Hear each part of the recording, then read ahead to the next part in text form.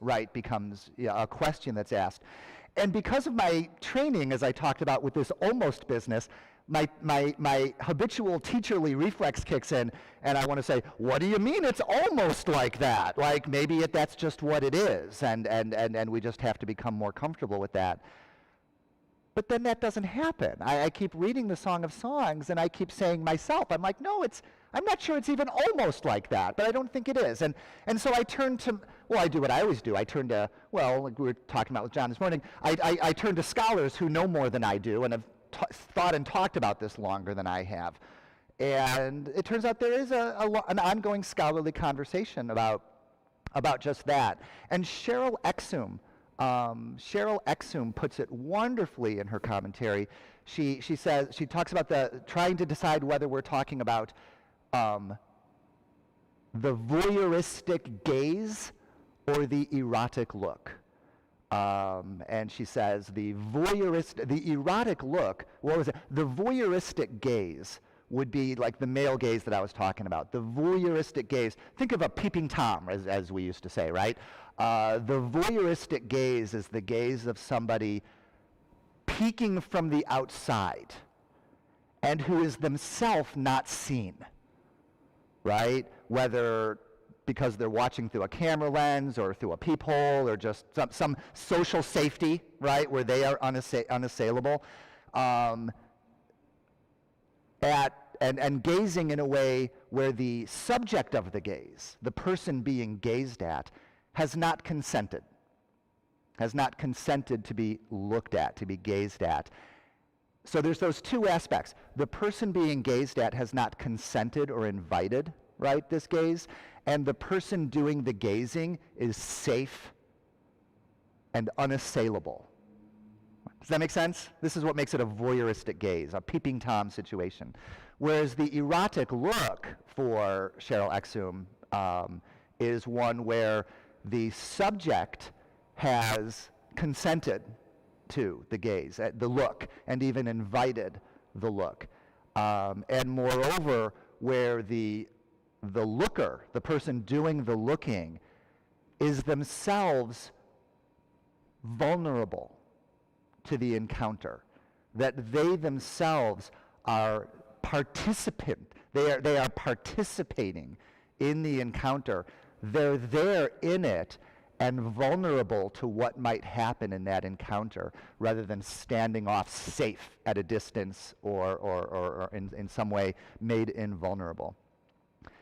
And so Cheryl Exum invites us to look at the songs through that lens. As we read, are we looking at what are the clues in the text, right? What is the Song of Songs telling us about the nature of the erotic encounter in the Song of Songs?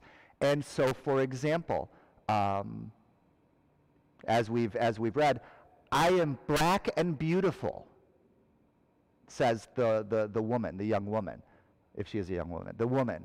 I am black and beautiful, right? There's there's an invitation to look at me. I am beautiful. Can you see? See me as beautiful. I am black and beautiful. Elsewhere, there's a couple of times where she describes herself, right? I am a lily of the valley, right? A crocus of the Sharon plain, right? You are? Well, let's have a look at you, right? Lily of the valley. Elsewhere in chapter 8, I am a wall and my breasts are 2 towers, right? That makes more sense in context if you look at what's happening around it, but that's the utterance in chapter 8. And so Cheryl Exum and others would say, so there's an invitation. There we have an invitation. There's another invitation. Cheryl Exum argues, and you can see I'm very persuaded by Exum, mainly because she's brilliant. She talks about the women of Jerusalem. The women of Jerusalem, as we've heard of. There's only 3 characters in the Song of Songs. 3, not 2. Right? There's the man, and there's the woman, and there's the women of Jerusalem, who both speak and are spoken to in the course of the song. So I am black. At one point, early on, I am black and beautiful. Women of Jerusalem, like the black tents, like the curtains. Don't stare. Don't stare at me because I'm darkened by the sun's gaze. You remember. Well, which is it? Which is it, young lady? Should we stare at you or not stare at you? Don't stare at me in this way. Don't stare at me because simply that I'm dark. Don't stare at me on account of my blackness, my darkness. Right? The assumption that the women of Jerusalem are a bunch of city women who spend all their time indoors, right? And are relatively fair, as opposed to this agricultural worker who's been put out into the vineyards by her brothers and whose skin is darkened, blackened, perhaps even scarred by the sun. Don't stare at me in that way. The voyeuristic gaze, right? The voyeuristic gaze of the women of Jerusalem. Oh my goodness, look at her. She's so dark.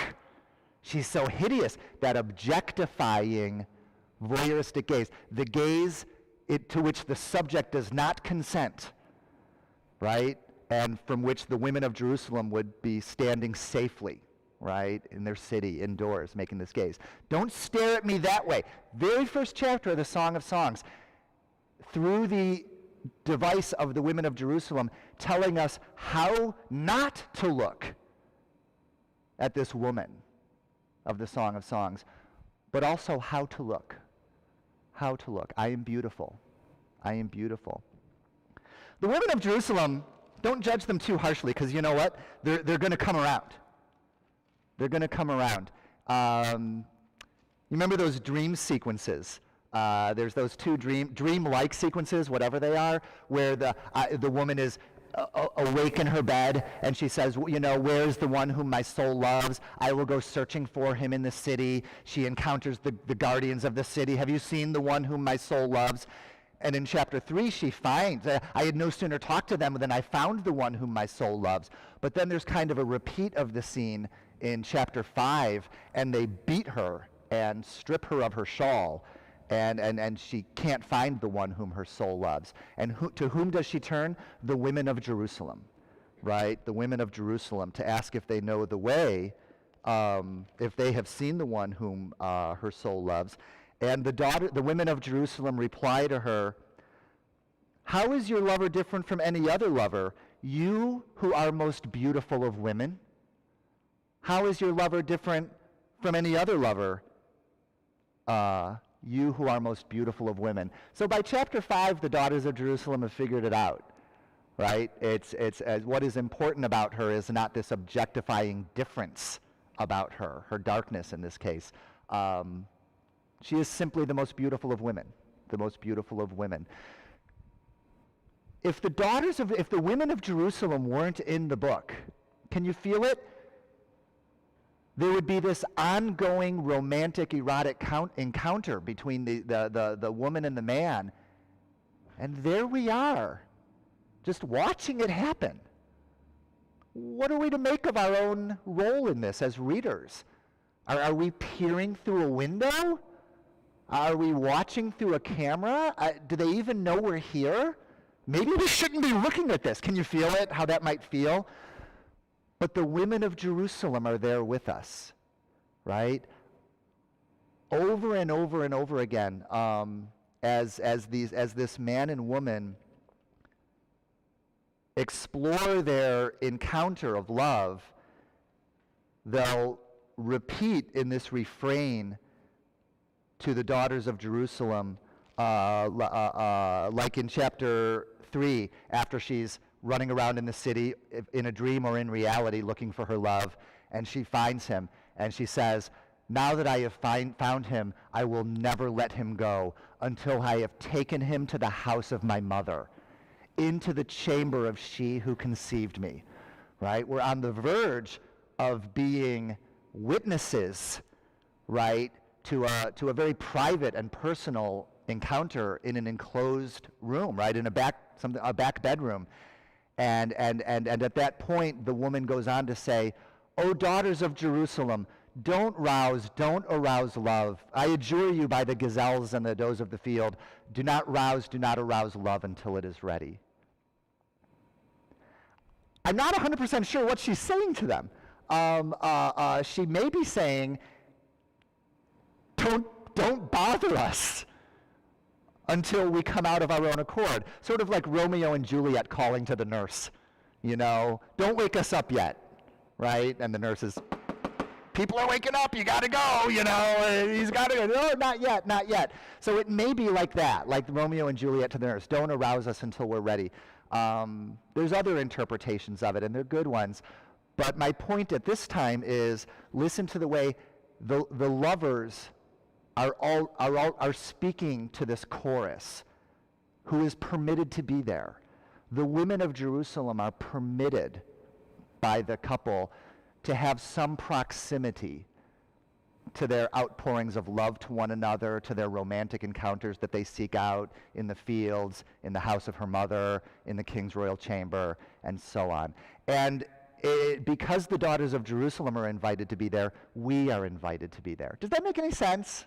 Does that kind of make an intuitive sense? You might be familiar in stories, especially fantasy stories and science fiction stories. I think this counts in some ways as a fantasy story. It's like we're entering these dream worlds over and over again. But think of Star Wars, right? There's almost always a character who is like us in the way that they encounter this wild world, right? Star Wars is full of bizarre cantinas, full of crazy creatures, forces too big to understand, the Force, right, which is too big to understand.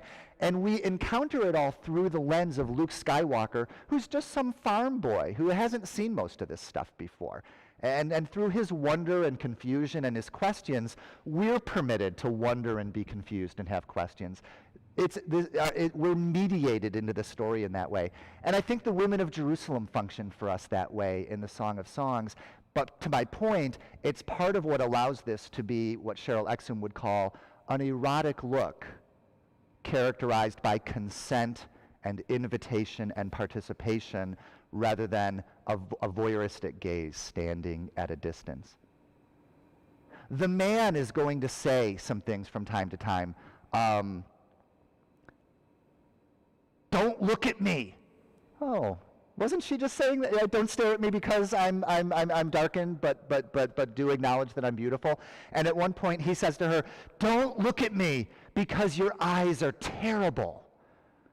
Right?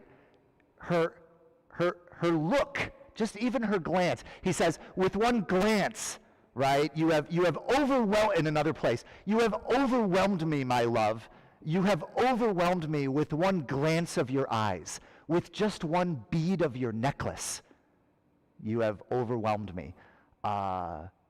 This is not a man who is unaffected by this encounter, right? This is not a man who's unaffected by this encounter. He elsewhere describes her eyes as terrible as an army with banners, right? So again, in the scenes where he is encountering her, he is repeatedly undone by her presence. He participates. He participates and is vulnerable to what might happen in the encounter. So some of the strategies by which the Song of Songs, the biblical book, right? The biblical book of the Song of Songs, can bring us into the romantic and even erotic encounter of two human beings, right? Two human beings in love, and yet prevent it from becoming something, and allow us to see, right? Allow us to see it and to hear it and to smell it and to feel it. Is these devices that are put in place to keep this encounter comfortable and ethical for us as readers, right? Her invitation that we look, I am beautiful, I am a lily of the valley. The device of the daughters of Jerusalem, hey, we're not the only ones here.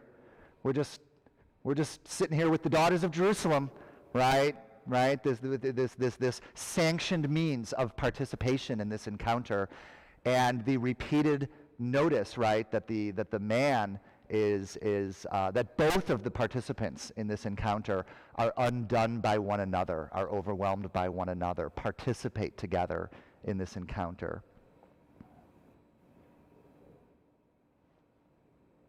Let's hear a little bit of it. So there's one more device, and this is really my point for today, now that our time is half done, well,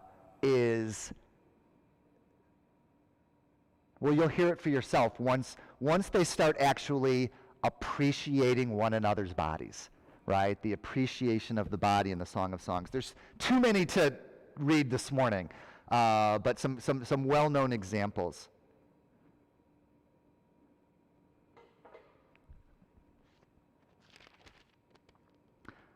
Look at you, so beautiful, my dearest. The you here is the female you, the woman. Look at you, the woman. Look at you, so beautiful, my dearest. Look at you, so beautiful. Your eyes, okay, here we go. Your eyes are doves behind the veil of your hair. Your hair is like a flock of goats as they stream down from Mount Gilead. Your teeth are like newly shorn ewes as they come up from the washing pool. All of them are perfectly matched. Not one of them lacks its twin. Like a crimson ribbon are your lips. When you smile, it is lovely. Like a slice of pomegranate is the curve of your cheek or your face behind the veil of your hair. Like David's tower is your neck, splendidly built. 1,000 shields are hung on it, all the weapons of warriors. Your two breasts are like two fawns, twins of a gazelle doe that grazes among the lilies. Before the day breeze blows and the shadows flee, I will be off to the mountains of myrrh, to the mountain of myrrh, to the hill of frankincense. You are utterly beautiful, my dearest. There is not a single flaw in you. Okay, now I'm going to hand out markers and paper, and you're going to go off and you're going to draw her. Can I repeat anything? People have done this. You know, you can find this. Even Google, if you Google around, like, you know, the one in the Song of Songs description, and you'll see these, like, grotesqueries. Can you imagine? Right? The hair, like, goat skin. The neck, like, this long with shields, you know, hanging all around it. I don't know what, but then what do you, eyes are like doves.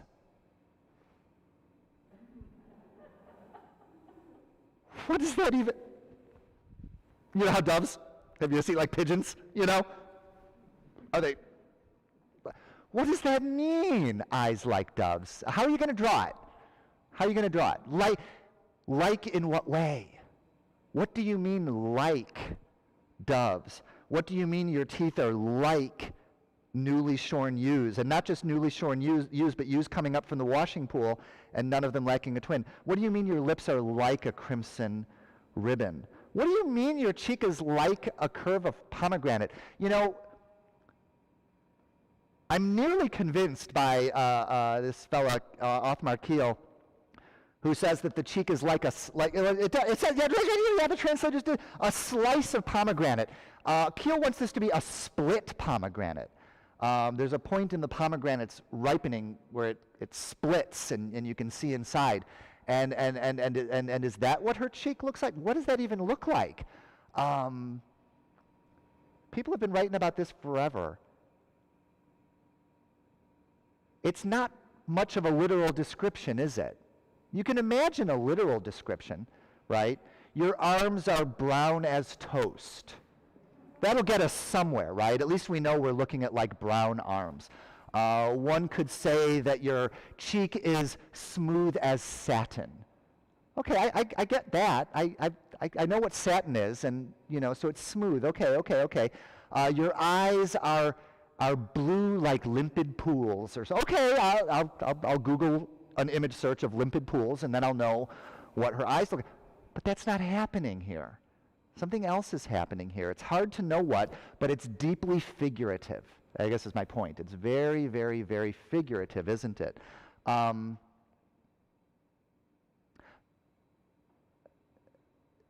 Commentator Othmar Kiel, he argues, I think there's a good case to be made for this. It's just disappointing because he's basically saying a lot of times we're just not going to know what these mean, because he's talking about associations of these things that would have been understandable and well known to the people of the time, but which we just don't have access to because we're from a different culture. And he gives one example, and it's the doves, thank goodness, the doves of the eyes. Your eyes are like doves.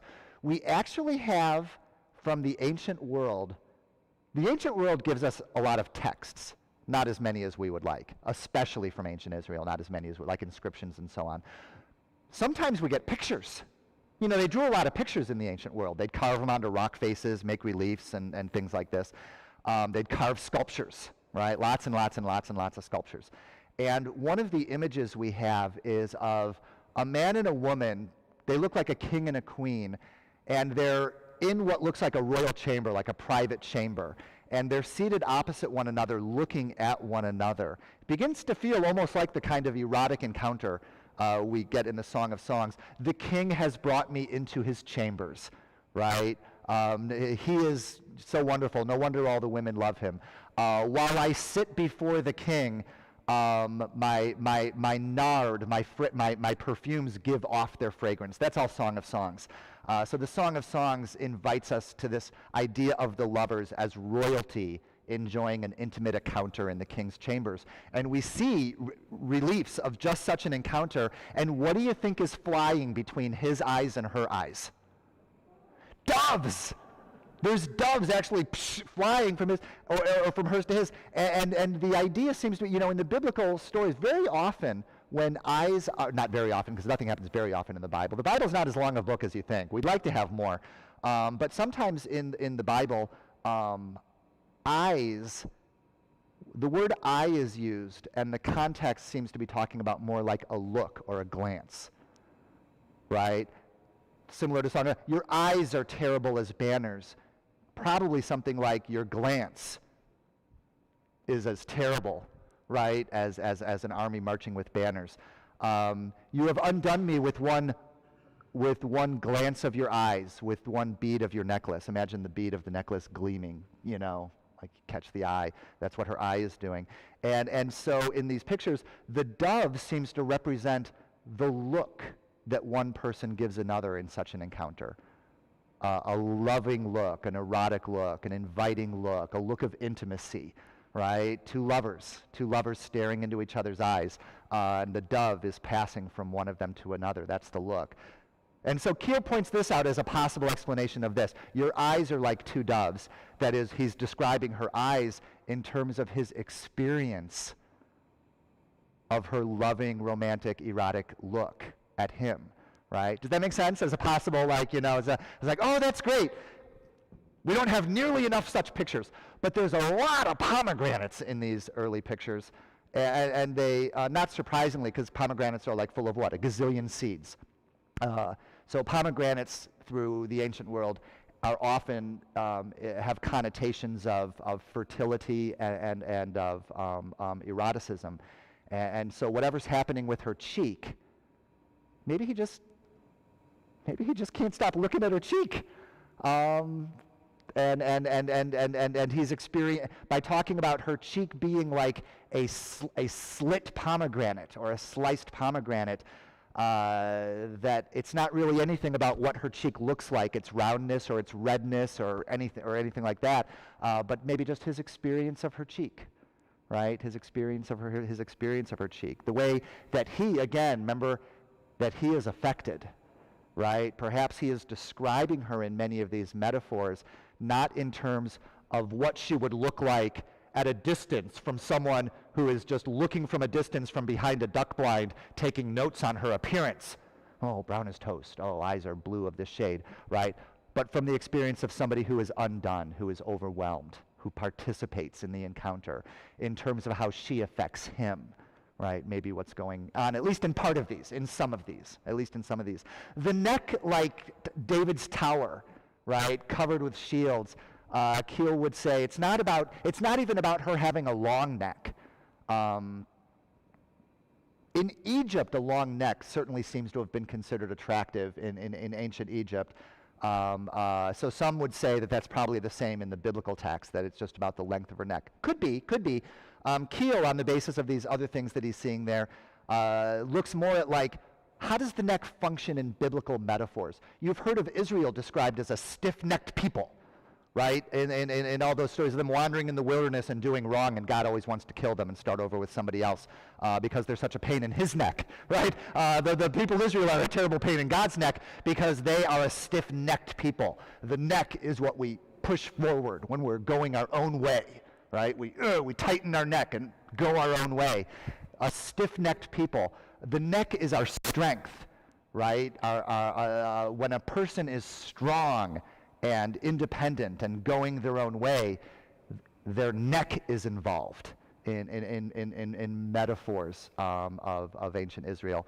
And so here, perhaps what he's admiring about her neck is her personality, her formidable personality, right? Which she certainly shows over and over again in the Song of Songs, by telling people how they may and may not look at her, right? By telling the reader how we may or may not look at her. By, in reality or fantasy, leaving her bed alone, wandering the city alone, looking for her lover, seeking him out. The exact thing that the book of Proverbs tells young men to look out for. Did you know this? Have I ever said this? Right? The book of Proverbs, over and over again is like, hey, young men, because the book of Proverbs is written to young men. Hey, young men, watch out for the woman who's wandering the city with her painted lips and looking for a man, looking for you to take you away for this encounter. And the woman is like, yeah, that's me. Yeah, that's me. And I'm going to find him. And I'm going to bring him to the house of my mother, and I'm going to bring him into the chamber of the mother who conceived me. And don't wake us, daughters of Jerusalem. Don't wake us. Her stiff neck, right? Her strength. Maybe that's what he's looking at. Maybe that's what he is undone by. Is it unusual to say, house of your mother?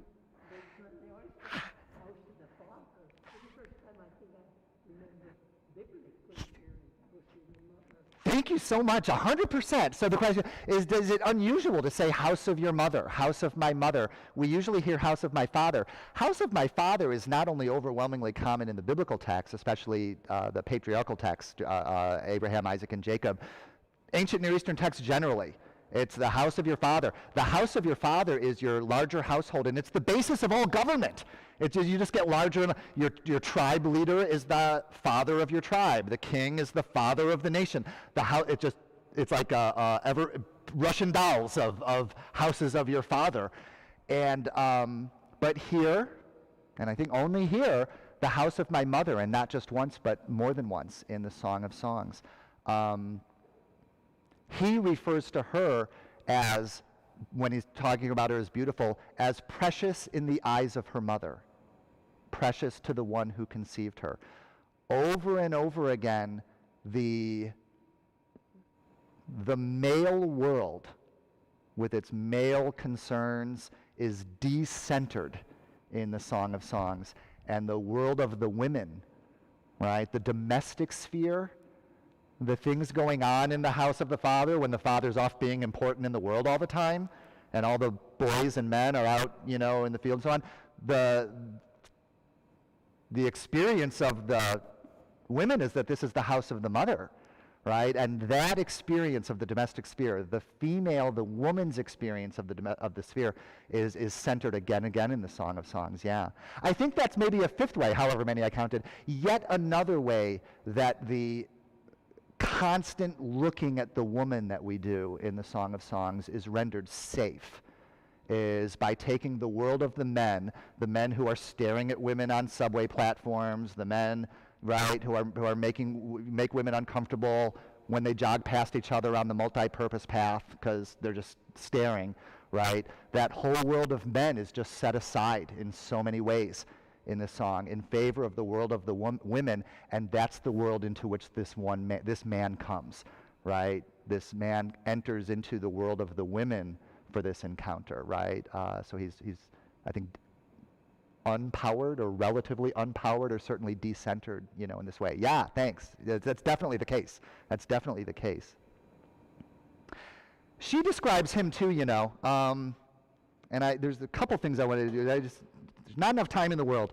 But remember in chapter 5, when she runs around looking for him and doesn't find him and gets beaten up by the guards and appeals to the daughters of Jerusalem, if you see my love, tell him that I am weak with love. She's also weak with getting beaten up by guards.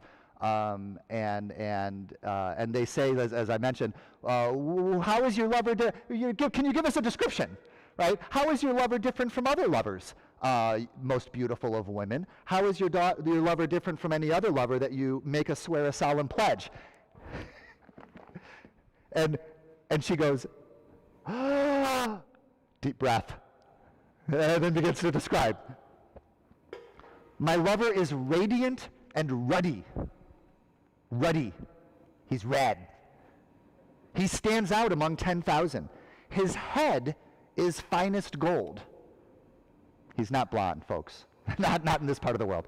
But his head is finest gold. His wavy hair, black as a raven. There's the beauty of blackness again. His eyes are like doves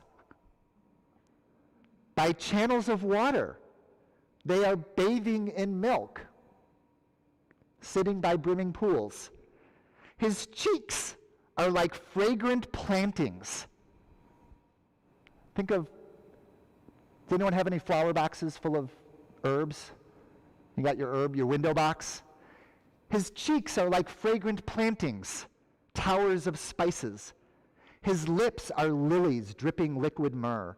His arms are gold cylinders, studded with jewels. His belly is smooth ivory, encrusted with sapphires. His thighs are pillars of whitest stone, set on pedestals of gold. His appearance, like Lebanon, stately, like the cedars. His mouth is everything sweet, every bit of him that's desirable. This is my love, my dearest daughters of Jerusalem. One of the rabbis pointed out, you all heard, it's too late for my usual content warning at the beginning. I forgot to do it today and we just didn't have time. Warning, Song of Songs contains adult content, right? So as long as the kids are in bed. But next week, by the way, is what I look forward to doing next week is to take this all the way back home to, this is a book in the Bible. This is a book in the Bible. We've been reading it as literature, like not completely unconnected from it as a biblical text, but to return next week to center the question next week. Yes, but how do I read it as Bible, right? So I look forward to that next week, but we're not there yet. It's a round trip ticket and we're still out here. One of the rabbis pointed out that when he is describing her, he starts with her hair and her eyes and her cheek, and he gets to her breasts being like two fawns, and it stops there. And the rabbis question everything, right? Because he appeared he was going from head to toe. And elsewhere in the song, there's no time, find it yourself. Elsewhere in the song, he describes her from the feet up.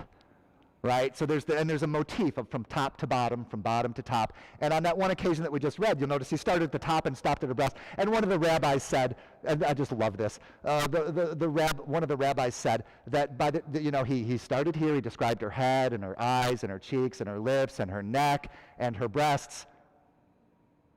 And you know where it went from there, right? Then as this rabbi basically, then it was time to stop talking. Then it was time to stop talking. I just love that. And in this case, I've never noticed this before until we were reading it right now. But she describes him from top to bottom, and she only gets as far as his thighs. She gets as far as his thighs. And then maybe it's time to stop talking, but she doesn't stop talking. You know what she does then? She returns to his mouth. She returns to his mouth. She's like, oh, I forgot his mouth. And after these descriptions, his belly is like ivory with sapphires encrusted. His arms are like gold with jewels encrusted. She describes all these so carefully. And his mouth is like everything great, right? His mouth is everything sweet. And as for the rest of him, every bit of him is desirable. There are no words, right? She seems to reach the point, doesn't she, where there are no words. There are no words. But if you tried to draw a picture of this guy, you'd be in the same boat, wouldn't you, as before? You'd just end up with some crazy grotesquerie. What color are sapphires? Blue, yeah? Does he have a disease? That his belly is like ivory studded with blue? I mean, if it was rubies, I'd be like, oh, you know those moles. You know those moles. If they're blue, you need to have that checked out. It's not, right? So so it's not that. It's not this literal description. There's something. Come back to this. Well, I'm going to come back to this in just. No, I'll just go ahead and say it now because we're almost out of time. A lot of times these descriptions that they're giving with the gold and the jewels and the sapphires and the ivory and all this kind of stuff, it sounds a lot like descriptions of statues of the gods and statues of the goddesses in the ancient Near East. In the book of Daniel, you get something similar where he encounters a statue made of different elements, right? The head is of gold, the torso is of silver, the thighs are of bronze, and the feet are of clay, right? That's where our expression comes from, feet of clay, because then a stone hits the clay feet and the whole thing topples. But this idea of a statue of a god or a goddess made of these wonderful, exotic, precious elements, right, is very common motif. And one of the things that seems to be happening is just describing their experience of their lover as godlike or goddess-like, right, in their love, in their lust, in their eroticism, in their romantic attachment, right, their involvement with this person is overwhelming in the way that an encounter with the divine is overwhelming, an encounter with the transcendent.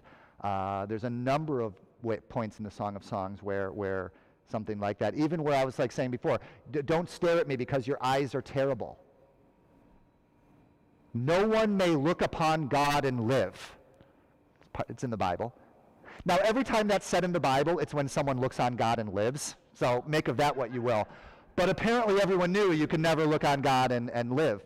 And that's the encounter of the beloved, right? The encounter with the beloved is very much described in terms very reminiscent of the encounter with the divine, of the encounter with God. And we're going to come back to that next week.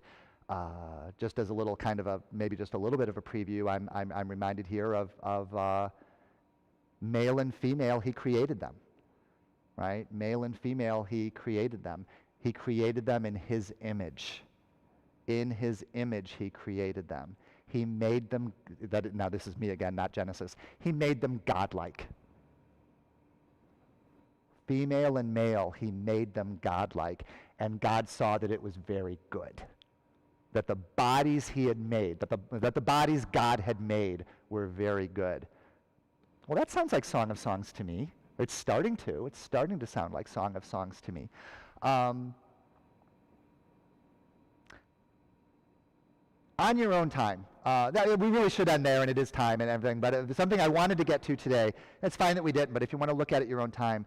Another way that he describes her body in another way in the Song of Songs. And maybe we will, we'll return to it next week because I'll just give you a heads up, and you can look at this on your own time. It's a short book. He describes her body as a garden, as a vineyard. And we talked about this before. Remember, my own vineyard I could not keep. Right? My brothers turned me loose. My brothers made me tend to their vineyards, but my own vineyard, my own body, I could not take care of. I could not keep. Her body, the man will describe her body repeatedly as a vineyard, as a garden. My love is an enclosed garden, right? Next week, I'll introduce some of the ways that folks have brought this into a cross-conversation with the Garden of Eden and the kind of gender relationships the way gender relationships play out in the episode of the Garden of Eden and the expulsion from the Garden of Eden, cross-read with the way gender relationships play out here in the Song of Songs. So some heads up. So beautiful bodies, and so next week we'll look forward to returning to the idea of Song of Songs as Bible. Song of Songs as Bible. Is good? I look forward to it. Thank you so much for your time this morning. Thanks.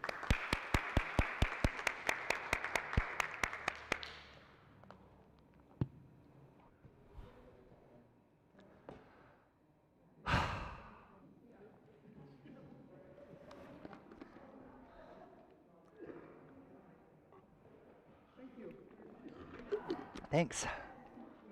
Thank you so much. Oh, I'm so glad. Yes. I'm so glad. And I heard every word. Now, if I could only retain all of it. That's always the trick, isn't it? Yes. It's in there somewhere. Even it always pops up sooner or later. That's right. Yeah. Thank you. So I'm probably not here next week, so I want to ask this now. We can assume, we know